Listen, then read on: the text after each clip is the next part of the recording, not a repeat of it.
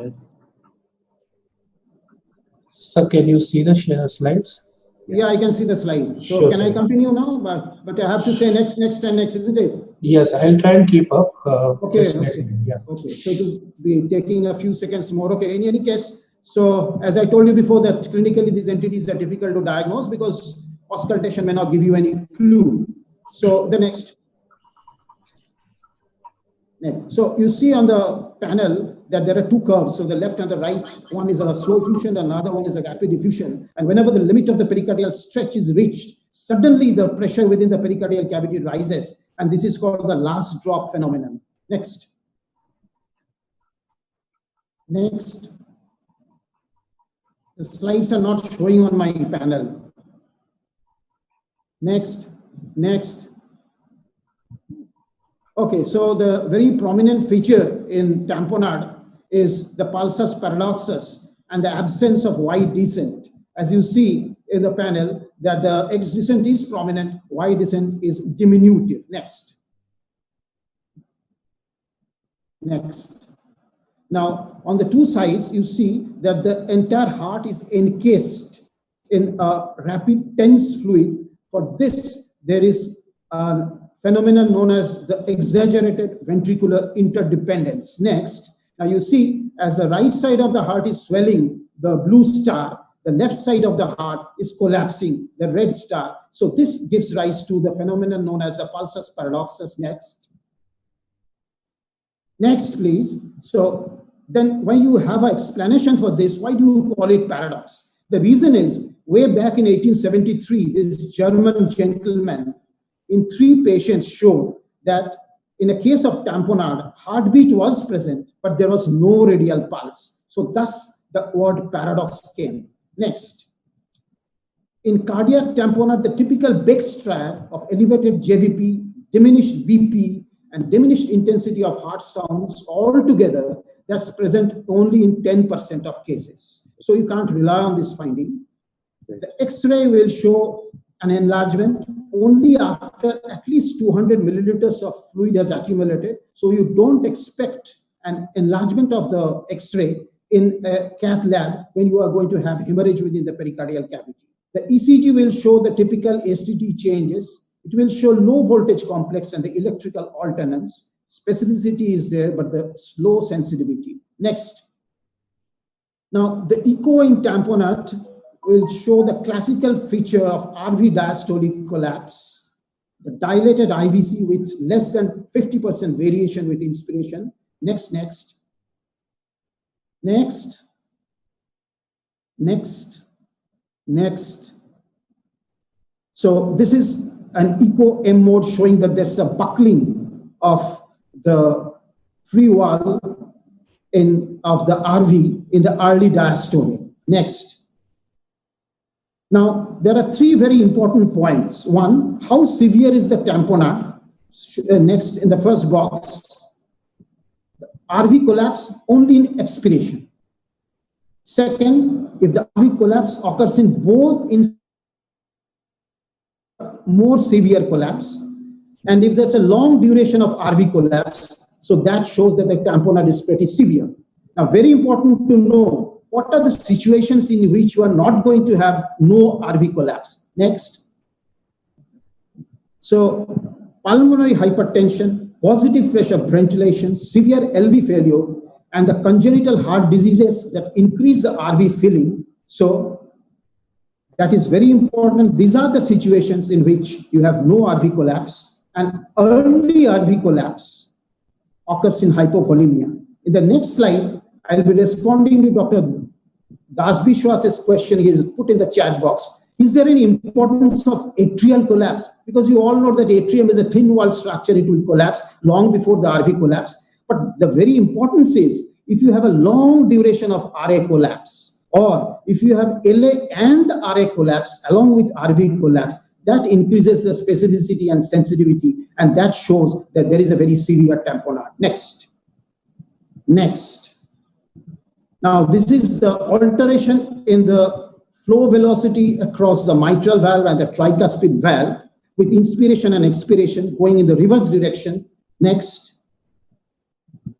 So this next shows that there is a diastolic flow reversal as shown in the white box with the white star.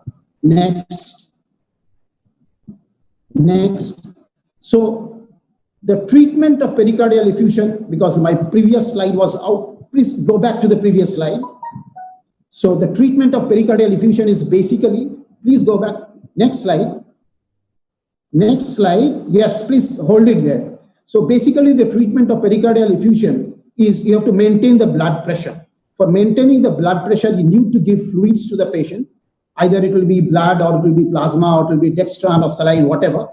And the role of inotropes is controversial because the inotropism is already operating at its maximum because of the heightened sympathetic activity. So the role of inotropism is doubtful. And the main treatment is drainage of the effusion. Now I'll discuss 4 things: when to drain, how to drain, where to drain, and how much to drain. Next. Now this is an guideline from the ESC. They have shown a triad strategy of draining the effusion. For example, it's a very common that when you are doing your duty in the ICU and you get a call book that a patient has a tamponade, are you going to do it right now, or are you going to wait for tomorrow, or are you going to pass it on to the next person you are giving handover? Now let's come to the next slide. Next slide. So these are the ways, as far as this triad strategy is concerned. You have to score the etiology of the effusion, the clinical presentation of the effusion, and score the imaging findings. I'll take it part by part. Let's go to the first slide. Next slide. Next slide. So first you score the etiology. Now, as you see that I'm not going into details into the slide, but you see that if the patient has got malignant disease, or for that matter, tuberculosis, you give it a score of 2. Next. Next. Now, if you have a hyper or hypothyroidism, that is the cause of effusion, or systemic autoimmune disease, give it a score of -1. Next. Now score the clinical presentation. Go to number 2. Next. You see, if the patient has orthopnea, you give it a score of 3. On the other hand, if there's a slow evolution of the disease, you give it a score of -1. Next. Next. Now you score the imaging. See, if there is a circumferential peripheral effusion, pericardial effusion more than 2 centimeters in diastole, point number 4, give it a score of +3. Whereas if there is a small effusion, less than 1 centimeter in diastole, no history of trauma, give it a score of -1. After this scoring, the imaging, clinical presentation, and the etiology, go to the next slide. Now you sum up all these scores. If the score is more than 6, you need an urgent pericardiocentesis, unless you have a contraindication. If the score is less than 6, you can postpone it for 12 to 24 hours. However, look at the red box. Irrespective of the etiology, if it's a type A dissection, ventricular free wall rupture, a history of recent chest trauma, or iatrogenic hemopericardium, when you are in a cath lab, either pacing or you are doing a PTCA, don't go for any sort of scoring. Straight away, drain the effusion. Next. Now, how you're going to drain will be percutaneous or surgical. So, in the vast majority of the cases, percutaneous effusion drainage suffices. There are certain situations in which you have to go for surgical drainage, like if you have a purulent pericardial fluid, if you have intrapericardial bleeding, if you have clotted hemopericardium, and some thoracic conditions that make pericardiocentesis difficult. There are certain advantages of a surgical drainage, like you can resect a portion of the pericardium for histology, you can break up the loculations, you can evacuate the hematoma, and if necessary, you can place in a large drainage tube, for example, in purulent pericarditis. Next. So where exactly to drain? Now, am I audible? Initially, it was a blind procedure. Yeah, am I audible? Absolutely. Okay, fine. Where to drain? Now, this is a question that is asked to DM candidates. Once it was a blind procedure, presently the guidelines say, and previously it was done exclusively from the subxiphoid area. Now, in accepting you are in very urgent situation, You have to always do it with echodialysis. And the most useful location for the puncture is neither apical nor subxiphoid, but it is the one which is closest to the large amount of effusion. Next. Now, ESC recommends putting in a pigtail catheter or a standard 7F central venous catheter for that. Next.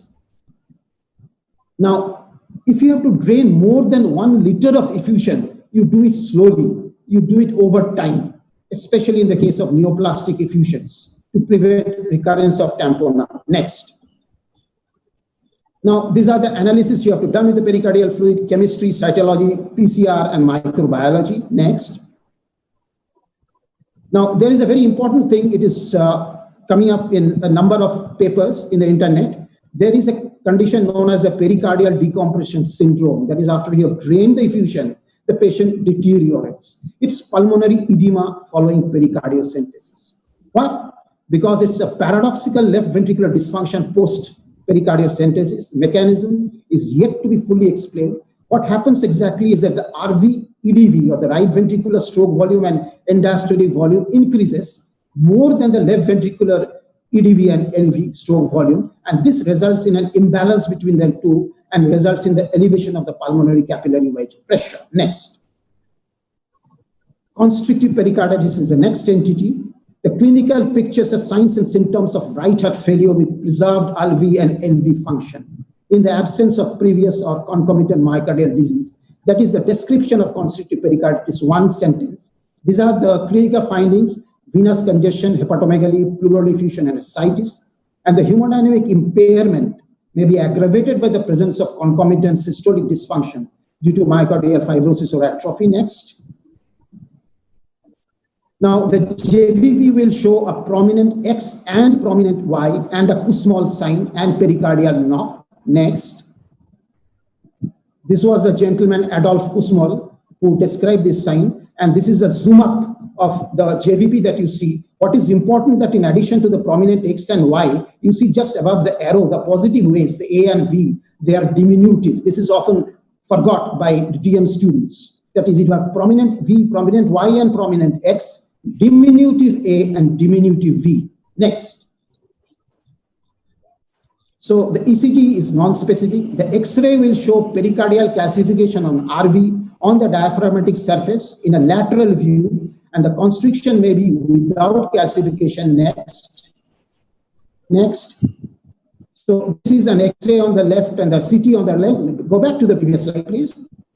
The X-ray on the left and the CT on the right showing the thickened pericardium. This is a typical type of spotter that is given to the DM students, but in your private practice, in the vast majority of the cases, you don't get this type of X-ray. Next. So the typical findings in echo in constrictive pericarditis are increased pericardial thickness, septal bounce, dilated IVC, restrictive mitral and tricuspid inflow velocity, and the fifth point, very important, is a preserved medial mitral annulus E' velocity and increased hepatic vein reversal with expiration. Next. Next. So just 2 more clicks so that you can box up. 2 more clicks. Yes, next. Next. You see that the mitral, the medial annulus velocity, medial mitral velocity is exaggerated in constriction. It is reduced in restriction in the lower panel, and that helps to differentiate between the two. Next. So I'm just finishing it up. Now the recommendation for the diagnosis of constrictive pericarditis, in the green it's given echo, X-ray, CT or CMR as a second level, and cardiac catheterization, the lowermost panel, is indicated only when the non-invasive diagnostic methods do not provide a definite diagnosis of constriction. Next. Next. So what is the treatment? Just one slide back. One slide back. So the mainstay of treatment, the top panel, is pericardiectomy. Medical therapy has got a small role. So if you have tuberculous pericarditis in the process of development of constriction, you may go for medical therapy to slow down the progression of constriction. Next slide. 1 or 2 words about the tuberculous pericarditis, which is very prevalent in our country. In the Western world, It accounts for less than 4% of the pericardial disease. However, in the developing countries, if you take the HIV infected cases, more than 90% of these are due to TB. In non-HIV cases, about 50 to 70% of these cases are due to TB. And the clinical presentation might be effusion or constriction or effusion constriction. Next. So if you want to pinpoint the diagnosis of tuberculosis pericarditis is not always easy. You may not hit the bullseye at all times. You have two things. One is known as the definitive diagnosis, when you can isolate the bacilli from the pericardial fluid or the histological section of the pericardium, or by culture or PCR. And in most of the cases, you have to go for a probable diagnosis, that is the presence of TB elsewhere in the body with unexplained pericarditis, or a lymphocytic exudate with elevated ADA or elevated unstimulated interferon gamma. And lastly, appropriate response to anti-TB treatment in the endemic areas. So that is the probable diagnosis of tuberculosis, and this is probably my last slide. So what will be the treatment? Look at the red box in the middle. So if you are living in a non-endemic area, empirical anti-tuberculosis treatment is not recommended. If you are living in an endemic area, one more click, green box, if you are living in an endemic area, empirical anti-tuberculosis therapy is recommended. So you can do it even without hitting the bullseye. And last panel, the adjunctive steroids may be considered. It's a class 2B indication, though it's a fashion to use steroids in tuberculosis pericarditis. Adjunctive steroids may be considered in HIV negative cases of TB pericarditis and should be avoided in HIV associated TB pericarditis. So thank you all for your patient listening.